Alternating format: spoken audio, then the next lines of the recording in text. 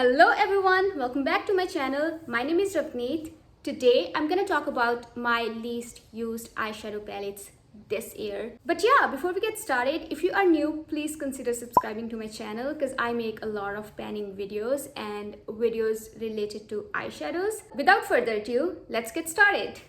So the very first palette in our list is this Norway palette. I know it's such a shame that I haven't used it still. I think I've only used it maybe once or twice this year. Once, I think. It is such a pretty palette. Just look how sparkly those shades are.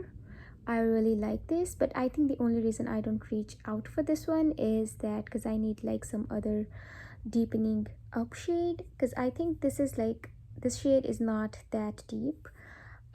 So yeah, I can get like really soft looks from this one. I'm also concentrating on my project items, and I think that's the reason why I'm not reaching out for any other palettes. So this is our first palette, and the second palette is this palette from my Glam. I have not used this palette at all this year. I only featured this palette in my makeup inventory, but yeah, other than that I have not used it. It's a really cool toned palette for me, so I think that's why I'm not gravitating towards this one. It is a really nice iridescent shade and it really looks nice on top of a dark base. So yeah, that's my second palette. And my fourth palette is this Walking on Eggshells palette by Wet n Wild, and this is how it looks like.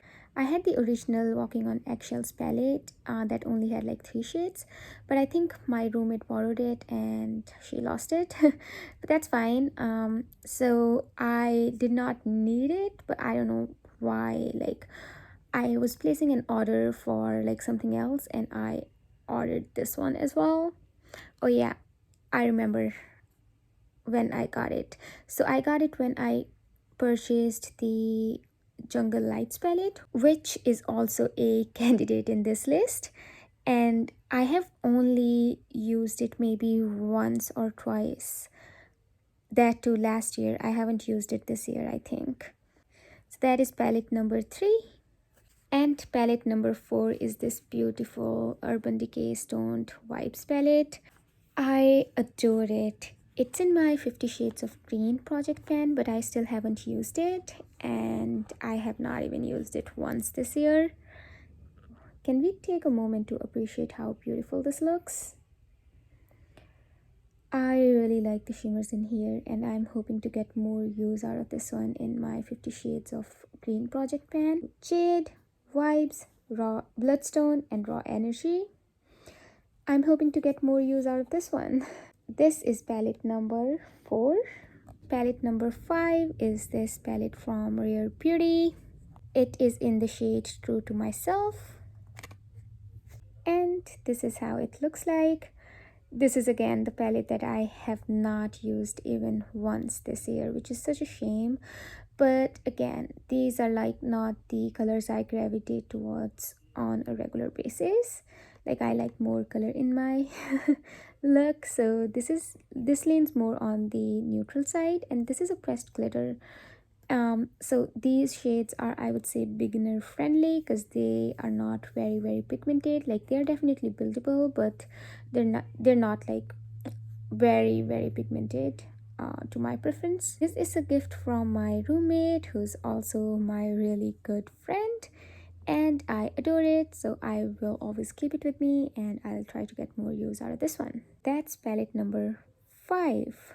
And palette number 6 is this palette from Jungle Lights. Oh, sorry, it's the palette from Flower Beauty. It is called Jungle Lights palette. I have only used this shade once in this palette, and I haven't used anything else this year. All of these shimmers are really pretty, and it's such a shame that I haven't reached out for any of them. But yeah, I think I will be working on this green in like this fall, because this palette, sorry, not this whole palette, but this green is in my 50 Shades of Green project pan, and in order to meet my 10 uses on this one, I will be pulling this palette a lot more.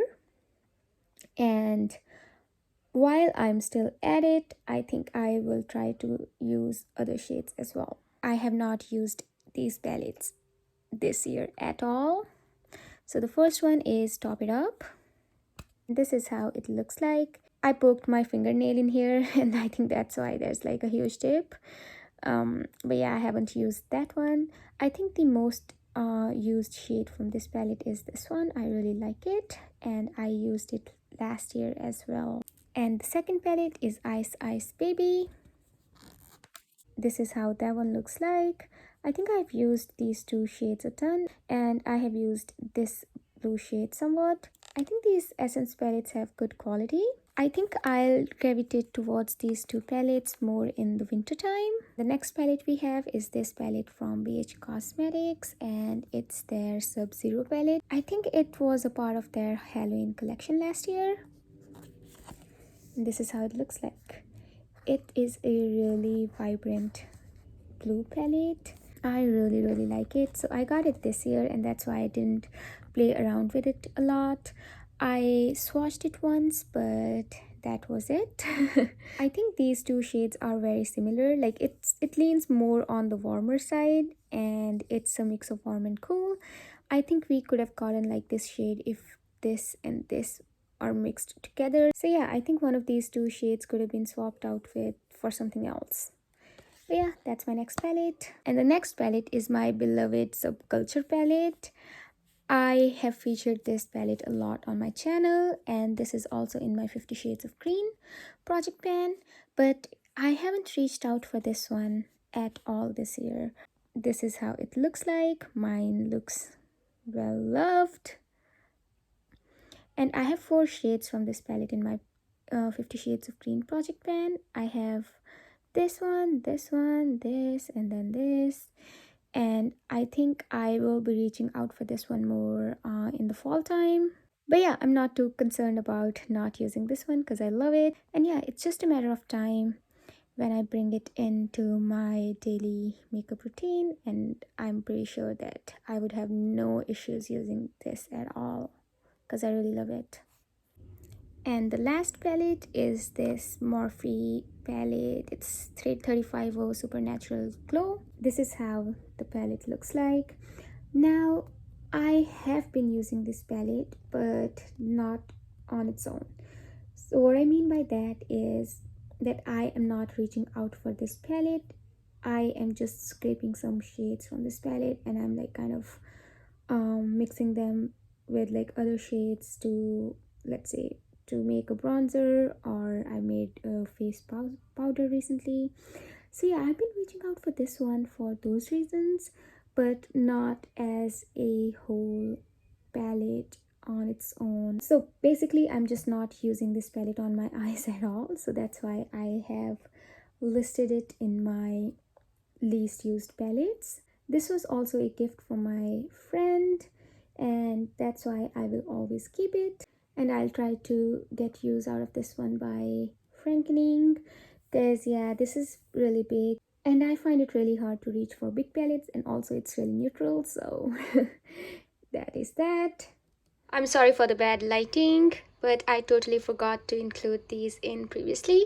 So these are my singles. I don't have a lot of singles. So the first single that I have, that is the green shade.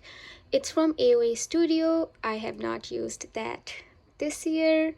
And then the other 3 eyeshadows are also singles, but they are from Natasha Denona. I got them as gifts with other things I bought from Sephora. And unfortunately, I have not used any of my singles this year. I also want to get to these ones sometime this year. So yeah, those are all the eyeshadow palettes and a few eyeshadow singles that I have not used this year, or I have used very lightly. But I want to use all of the eyeshadow palettes by end of this year. So what I'm gonna do is, my plan is to introduce no pan left behind sort of project pan. So in that, what we do is we pick an eyeshadow palette and then we just make sure that we use each of that eyeshadow at least once. Like each of the eyeshadow that is sitting in the eyeshadow palette at least once. So we'll see how that goes. Well, that is everything I had for today's video. Thank you so much for sticking with me until the end, guys. I hope you have a wonderful day or night, depending on when you're watching my video. I'll see you in my next video. Until then, take care. Bye.